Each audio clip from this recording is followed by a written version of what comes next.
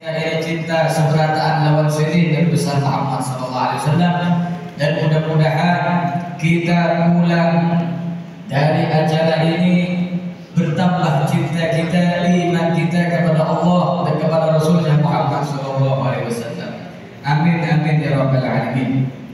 Para hadirin yang dimuliakan oleh Allah Subhanahu wa taala, perlu diketahui kenapa orang banyak sekali yang merayakan acara Maulid. Banyak sekali orang yang gemar, apalagi khususnya di Indonesia. Rata-rata seberataan itu mengadakan acara Maulidul Akbar. Siapakah yang pertama kali merayakan acara Maulid? Dikatakan oleh Sayyid Muhammad bin Alawi Al-Maliki dalam kitabnya Al-I'lam. Beliau mengatakan bahwasanya inna awwalul mu'tadifina bi Maulid huwa sahibul Maulid wa huwa Nabi sallallahu alaihi wasallam. Yang pertama kali merayakan Maulid, mengadakan Maulid, beliau adalah sahibul Maulid. Siapa sahibul Maulid ini? Sahibul Maulid ini adalah Nabi besar Muhammad sallallahu alaihi wasallam. Kita sekarang merayakan hari kelahirannya Nabi yang paling mulia, Nabi yang paling dicintai oleh Allah, Nabi yang tiada tara pangkatnya serta kemuliaannya. Mudah-mudahan kita juga dimuliakan oleh Allah Subhanahu wa taala. Amin amin ya rabbal alamin. Dan banyak keutamaan bagi orang yang merayakan acara Maulid, bagi orang yang gemar membaca salawat.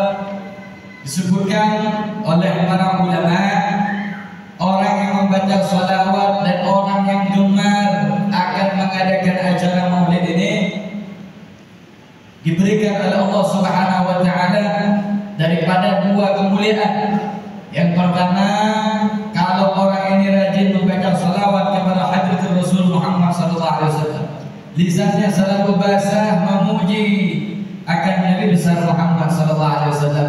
Yang pertama, Allah ini memberikan orang tersebut tanfa. Apa itu tanfa?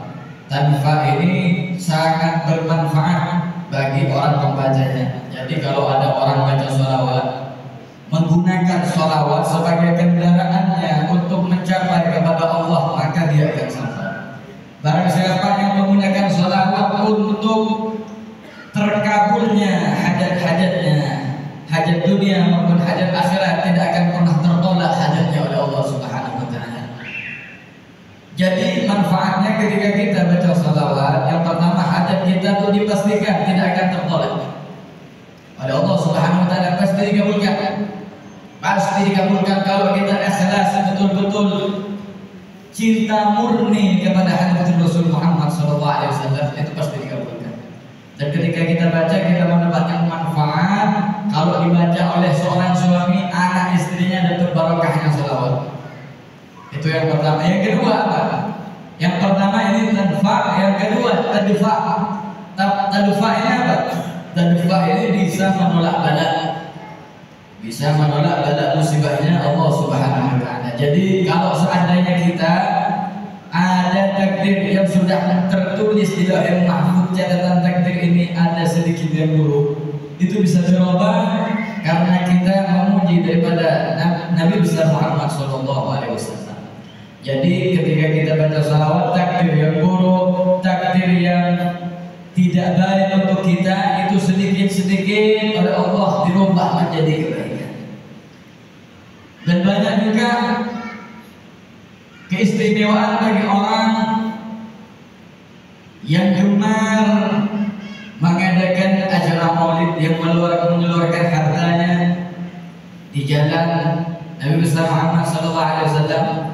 Bahkan dulu ada satu riwayat, ada satu orang wali, satu ulama yang didatangi oleh baginda besar Maulana Muhammad dalam mimpinya. Beliau ini, Nabi besar mengatakan kepada ulama ini, wahai ulama, wahai orang saleh, tolong padahkan lawan umat ulun. Siapa orang yang mengadakan acara Maulid, dia senang farhan akan adanya aku di dunia ini. Dia itu luar biasa cintanya, senang menyambut, mengeluarkan hartanya untuk memeriahkan acara kelahiranku. Maka aku jamin yang pertama hajatnya akan kutatap wajahnya, dan kelak orang ini yang mengadakan ini akan aku berikan syafaat dan akan berkumpul bersamaku di dalam surga Allah Subhanahu wa taala. Mudah-mudahan kita dijadikan oleh Allah termasuk daripada golongan-golongan ini yang dimana kita senang akan adanya baginda besar Maulana Muhammad sallallahu alaihi wasallam. Amin amin ya rabbal alamin. Pernah ada satu dialog yang begitu indah, yang begitu mewah daripada Sayyidina Jibril dengan kekasih Allah Hadrat Rasul Muhammad sallallahu alaihi wasallam. Perlu diketahui, awal dari segala penciptaan ini yang pertama kali Allah Subhanahu wa taala ciptakan itu adalah nur cahaya Nabi besar Muhammad yang bernama Ahmad. Itu awal segala sesuatu penciptaan itu adalah Nabi besar Muhammad. Nurnya cahayanya Nabi Muhammad, bukan Nabi Adam, bukan para malaikat, bukan surga ataupun neraka. Jadi yang pertama kali Allah Subhanahu wa taala ciptakan itu adalah nur cahaya Nabi besar Muhammad. Tapi beliau wa akhiruhum fil ba'ts, akhir daripada utusan Allah Subhanahu wa taala. Kita sebagai umatnya Nabi Muhammad, umat yang paling pendek umurnya, yang paling banyak melakukan kesalahan, yang paling lemah, tapi kita ini mempunyai keistimewaan dibandingkan umat yang lain, dibandingkan umatnya nabi-nabi yang lain. Kita ini masih terdepan, masih nomor satu. Sebab kenapa? Kita umat akhir zaman, tapi yang pertama kali merasakan daripada nikmat surganya Allah Subhanahu wa taala. Jadi itu ada satu dialog yang sangat luar biasa antara Sayyidina Jibril dengan Nabi besar Muhammad sallallahu alaihi wasallam. Pernah suatu ketika Rasulullah ini bertanya kepada Sayyidina Jibril, "Ya Jibril, kam umri ya Jibril?" Berapa umur pian ini Jibril? Maka Sayyidina Jibril menjawab, "Ma'adri kam umri ya Rasulullah." Aku sudah tidak mengetahuinya ya Rasulullah. Aku sudah sangat lama ditugaskan oleh Allah menjalankan daripada perintahnya. Jadi aku sudah tidak tahu lagi umurku ini berapa. Tapi aku ada satu patokan yang dimana patokan ini bisa mengingat akan umurku aku hidup. Wahai Rasulullah. Akhirnya Nabi besar Muhammad bertanya, apa patokan kamu sehingga kamu bisa mengingat umurmu? Suatu ketika malaikat Jibril ini bercerita kepada Rasulullah, ada satu tempat yang dimana tempat ini setiap 70.000 tahun sekali ada bintang, yang mana bintang ini keluarnya satu kali. Jadi bintang ini terang menderang, tidak ada duanya. Begitu indah, luar biasa. Bintang ini keluarnya 70.000 tahun sekali. Jadi saya sudah melihat bintang ini yang keluar satu kali 70.000 tahun sekali ini sebanyak 70.000 kali. Itu nggak tahu sudah umurnya berapa. Hitung sendiri sudah. Jadi ada bintang buat patokannya Sayyidina Jibril mengingat umurnya. Bintang ini keluarnya 70.000 tahun sekali dan malaikat Jibril sudah melihatnya 70.000 kali. Jadi sudah tidak tahu berapa umurnya itu sudah. Itu pada zamannya Nabi besar Muhammad. Kalau sekarang mungkin lebih sudah. Akhirnya Rasulullah ini mengatakan, "Atadri man dzalikan najm?" Apakah engkau tahu yang engkau jadikan patokan itu siapa? Yang bintangnya begitu indah, yang keluarnya begitu istimewa, yang ditunggu-tunggu oleh para malaikat. Nah ya Rasulullah, ana tidak mengetahuinya, aku tidak mengetahuinya ya Rasulullah. Siapa bintang itu, siapa yang mulia itu? Maka dijawab oleh Rasulullah, ana jadikan najm. Yang kau lihat keluar 70.000 tahun sekali itu adalah cahaya nurku wahai Jibril. Berarti umurnya Rasulullah ini lebih jauh daripada Sayyidina Jibril, lebih utama. Karena Sayyidina Jibril itu sudah beberapa puluh ribu kali itu melihat nur cahaya Rasulullah yang keluar itu. Jadi luar biasa. Nabi besar Muhammad ini Nabi yang tiada tara kemuliaannya. Dan ada satu kisah juga yang sangat luar biasa.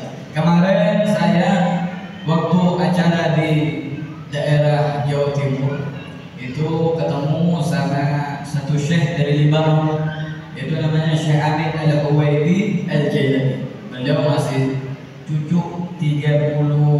28 daripada Syekh Abdul Qadir Al-Jilani. Beliau menceritakan, saya mendengar ceritanya. Beliau menceritakan dulu ada saudagar kaya di Libanon.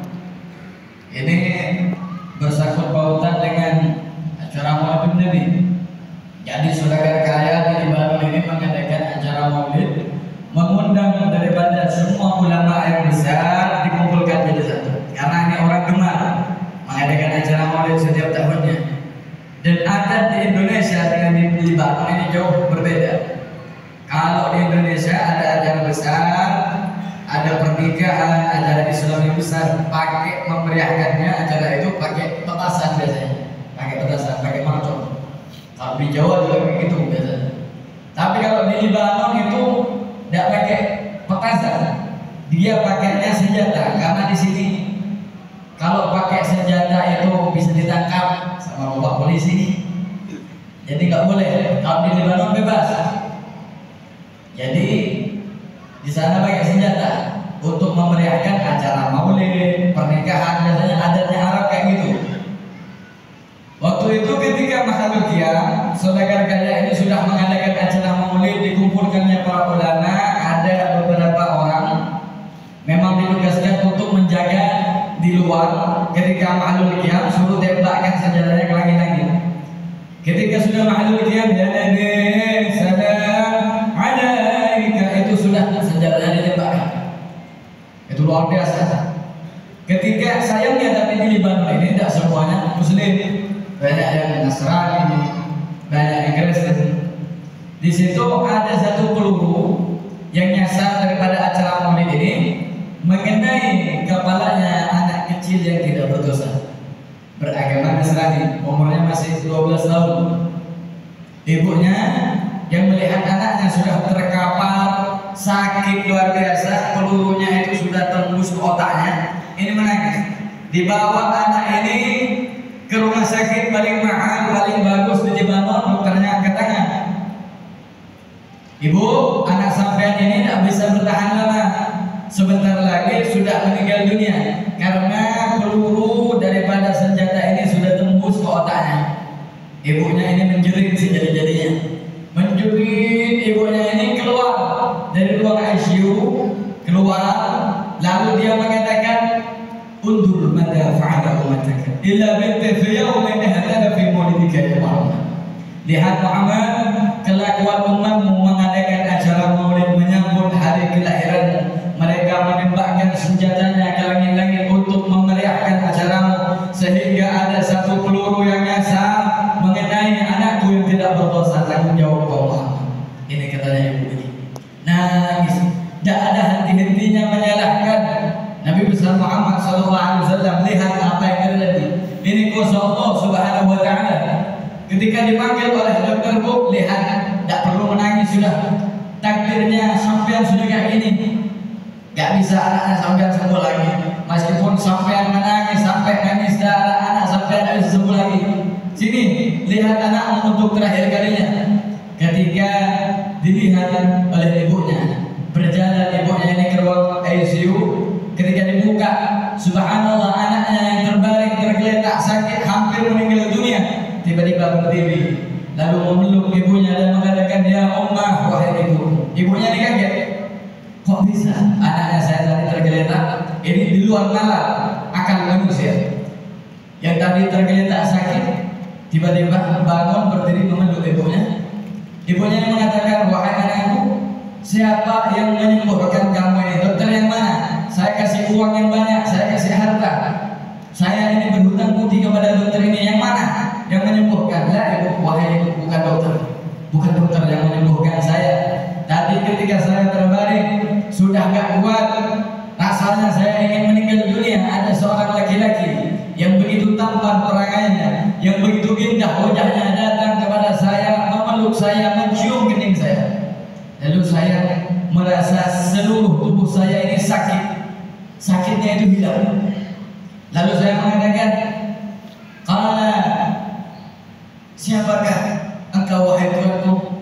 Man anta ya sayyidi? Siapakah engkau Tuanku? Yang menolong aku, yang menghilangkan rasa sakitku.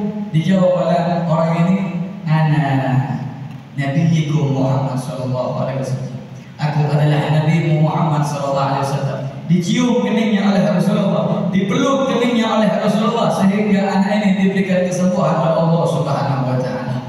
Yang menyaksikan daripada kisah ini, kejadian ini, dokternya, semua yang ada di rumah sakit pasiennya, semuanya masuk Islam dan mengadakan acara maulid. Dia nadar setiap tahun tidak akan pernah lepas daripada acara maulid Nabi besar Muhammad SAW. Ini kemuliaan yang sangat luar biasa. Seandainya kita itu ditunjukkan pahalanya oleh Allah, betapa banyaknya pahala Allah berikan kepada orang yang ahli sholawat, yang hatinya gemar untuk mengenang daripada baginda besar Maulana Muhammad SAW. Banyak diantaranya saya ingin bertanya kepada sampean, Allah nyuruh sampean salat, apakah Allah salat? Tidak, Allah tidak salat. Nyuruh sampean haji, apakah Allah haji? Tidak haji. Nyuruh sampean zakat, apakah Allah zakat? Tidak. Tapi kalau Allah menyuruh sampean sebenarnya untuk bersalawat, innallaha wa malaikatahu yusalluna 'alan nabi ya ayyuhalladzina amanu sallu 'alaihi wa sallimu taslima. Allah dan para malaikatnya bersalawat kepada Nabi besar Muhammad sallallahu alaihi wasallam. Apakah ada amalan yang lebih mulia daripada kita basah memuji baginda besar Maulana Muhammad? Apakah ada amalan yang dimana amal itu tidak tertolak oleh Allah kecuali salawat? Tidak ada. Kalau kita mengamalkan seperti salat, amal-amal yang lain itu masih antara bainal qabuli wa rabbihah, antara diterima atau tidak sama Allah, tergantung apa yang ada di dalam hati kita. Kalau kita seperti bersedekah, kadang kita hati masih riak, masih ingin dipuji oleh orang. Salat kadang gak khusyuk, kadang orang salat takbiratul ihram Allahu akbar, di pikirannya masih hati saya di mana, gak khusyuk, kemana-mana pikirannya. Kadang salat Allahu akbar, uangnya disimpan di mana lupa, takut ketahuan istrinya, ini banyak biasanya. Takbiratul ihram, salat gak khusyuk, gak sengaja lihat pilihan munas, sudah hilang Allahnya. Ini banyak biasanya kayak gini, jarang sekali, kurang khusyuk. Itu pasti antara iya dan tidak diterima amal ibadahnya. Tapi kalau sholawat ini, meskipun kita dalam keadaan berjalan khusyuk, tidak khusyuk, hadir, tidak hadir hatinya, tetap saja diterima amal ibadah kita ini kepada Allah Subhanahu wa taala. Dari kunci akhir zaman, sebenarnya di akhir zaman ini tidak usah kita macam-macam amalan-amalan, sudah cukup jaga dua perkara ini. Kalau mau selamat, sholatnya dijaga, dan separuh daripada waktu kita gunakan untuk bersolawat kepada Nabi besar Muhammad. Mau kerja, mau apapun, sambil santai baca sholawat 10 kali. Yang melepaskan Nabi besar Muhammad SAW. Itu dua perkara ini, salatnya dijaga, yang diwajibkan oleh Allah itu dijaga, 5 waktu ini dijaga, selebihnya sholawat. Itu sudah cukup bagi untuk bekal sampai kelak menghadap kepada Allah Subhanahu wa taala. Tapi sayangnya orang di akhir zaman ini tidak tertarik kepada perintah Allah Subhanahu wa taala. Coba kita lihat, kalau kerja 24 jam itu masih ada senangnya, masih banyak yang semangat. Tapi kalau sholat tidak nyampe sejam, tidak nyampe 5 menit, itu banyak yang nggak mau untuk menyembah kepada Allah. Kalau kita duduk ngobrol sama teman 1 jam 2 jam nggak kerasa. Kalau sholat 5 menit itu kerasanya lama banget sudah. Bahkan cuma sekarang azan ini dijadikan patokan. Kalau zuhur, Allahu Akbar itu sudah makan, istirahat biasanya. Tidak ada yang sholat. Ayo kita di bulan Maulid ini perbaiki hubungan kita kepada Allah Subhanahu wa taala dan juga kepada Nabi besar Muhammad SAW. Mumpung kita masih diberikan umur oleh Allah, umur ini tidak ada yang tahu kemana perhatian, itu tidak memandang tua, muda, anak kecil. Kalau adanya sudah tiba, tidak bisa kabur sudah. Mumpung masih diberikan sehat, perbanyak sholawat dan meminta maaf kepada Allah Subhanahu Wa Taala. Yang terakhir dari saya, ini ada hadiah. Saya beli kitab kemarin mutolaah di daerah sini di Jalan Anggrek itu. Saya menemukan dialog antara Nabi Khidir dengan aulia berserta Nabi besar Muhammad SAW. Jadi saat itu katsiran min aulia, datang Nabi Khidir ini kepada seluruh walinya Allah aulia, kepada orang-orang yang saleh, kepada orang-orang yang dicintai oleh Allah. Lalu beliau Nabi Khidir ini bertanya. Nabi Khidir ini tidak meninggal dunia sampai sekarang, tapi statusnya bukan Nabi lagi sudah. Statusnya menjadi umat baginda besar Maulana Muhammad SAW. Jadi beliau ditanya kepada aulia, hal hunaka amalun yukhriju 'abda min diwani shaqawa ila diwani sa'adah. Wahai aulia, saya ingin bertanya kepada engkau, apakah ada amalan yang bisa merubah takdirnya manusia? Yang manusia ini miskin jadi kaya, yang sakit-sakitan diberikan kesembuhan, yang punya hajat hajatnya dikabulkan, yang awalnya tidak taat menjadi orang yang taat, yang dicatatan suratan takdirnya adalah al-mahfuz, orang ini min ahli nar, ahli neraka, diganti ahli surga. Maka semua aulia falam yujibni ahadun, satu pun nggak bisa menjawab daripada pertanyaan Sayyidina Khidir alaihissalam. Diam semuanya, karena ini pertanyaan sangat luar biasa.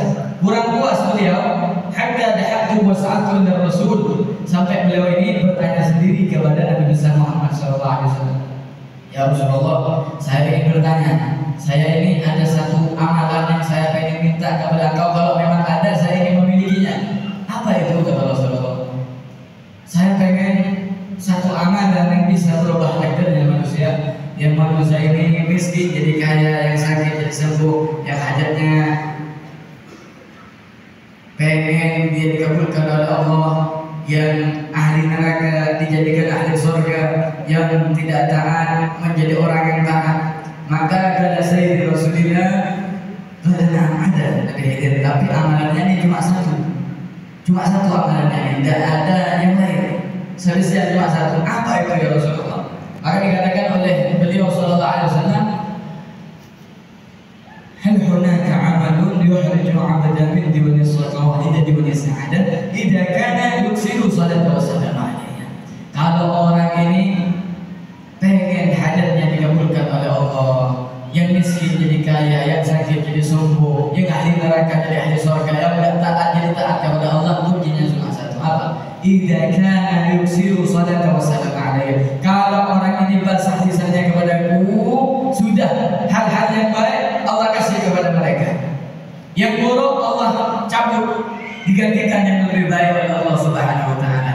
Jadi sholawat ini yang dibaca oleh orang yang miskin dijadikan kaya oleh Allah, dibaca oleh orang yang sakit diberikan kesembuhan, dibaca oleh orang yang punya hajat, hajatnya dikabulkan oleh Allah, dibaca oleh pelaku maksiat lambat laun orang ini dinyatakan ahli ibadah kepada Allah Subhanahu Wa Taala. Intinya semua permasalahan yang ada di dunia ini kuncinya cuma satu, sholawat kepada Nabi besar Muhammad SAW. Mungkin ini saja yang bisa saya sampaikan kepada sampean seberataan. Mudah-mudahan apa yang saya sampaikan menjadi hujjah dan menjadi ibrah pelajaran bagi sampean seberataan, sehingga cinta kita ini kepada Nabi besar Muhammad bertambah, dan mudah-mudahan hajat-hajat kita ini dikabulkan oleh Allah Subhanahu Wa Taala. Amin ya rabbal alamin. Kurang lebihnya al-fakir mohon maaf sebesar-besarnya. Wabillahi taufiq hidayah. Wassalamualaikum warahmatullahi taala wabarakatuh. Sebelum saya tutup ceramah ini, saya ingin mengajak semuanya di sini kan orang yang punya hajat semua yang hadir kan. Saya ada satu amalan dikasih oleh saya punya guru Ustaz Habib Ja'far bin Muhammad bin Ahmad al-Muhtar. Beliau mengatakan, "Bib, kalau kamu baca ini amalan ini sama jamaahmu 40 orang saja, ini lebih daripada 40 orang, hajatnya pasti dikabulkan oleh Allah Subhanahu Wa Taala." Ini lebih kan? Ayo kita yang punya hajat dalam hati meminta kepada Allah yang kita hajatkan. Pengen sesuatu yang kita inginkan, cita-citakan, minta, insya Allah lewat sholawat ini dikabulkan oleh Allah Subhanahu Wa Taala. Yang masuk yang kompak, jangan ada yang berbenderan dulu, ini cuma sukuman saja. Allahumma salli wa sallim ala sayyidina Muhammadin wa ala ali sayyidina Muhammad. Semuanya yang kompak, hajatnya minta dalam hati, insyaallah dijawab oleh Allah Subhanahu wa taala. Allahumma salli ala Muhammad ya Rabbi salli alaihi wa sallim. Allahumma salli ala Muhammad ya Rabbi salli alaihi wa sallim. Allahumma salli ala Muhammad ya Rabbi salli alaihi wa sallim. ربي فانفعنا ببركتهم واهدنا الحسنى بحرمتهم.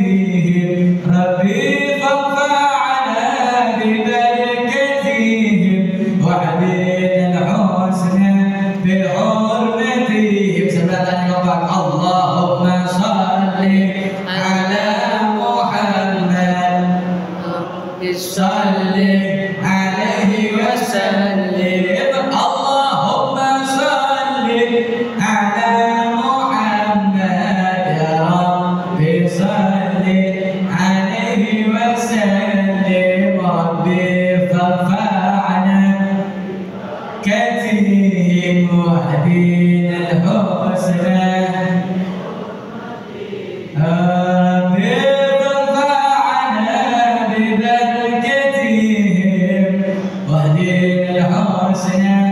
بحرمتهم. Satu kali lagi kurang kompak. Allahumma salli ala Muhammad bisalli alaihi wasallim. Allahumma salli ala Muhammad ya Rabbi salli alaihi wasallim.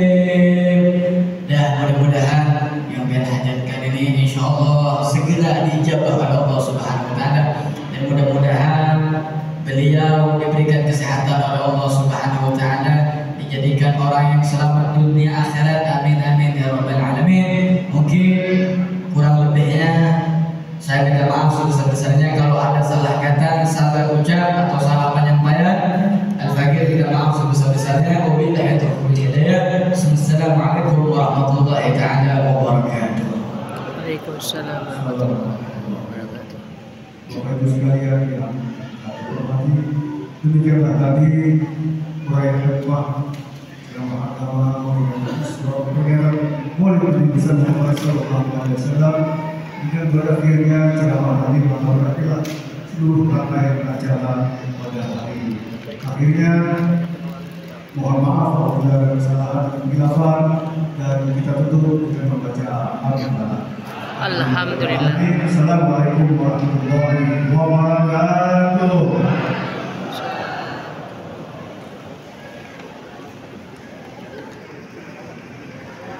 Silakan menikmati snack yang telah tersedia. Udah habis. Boleh sambil bertambah boleh. Boleh. Satu lagu boleh, satu lagu ya. Sembari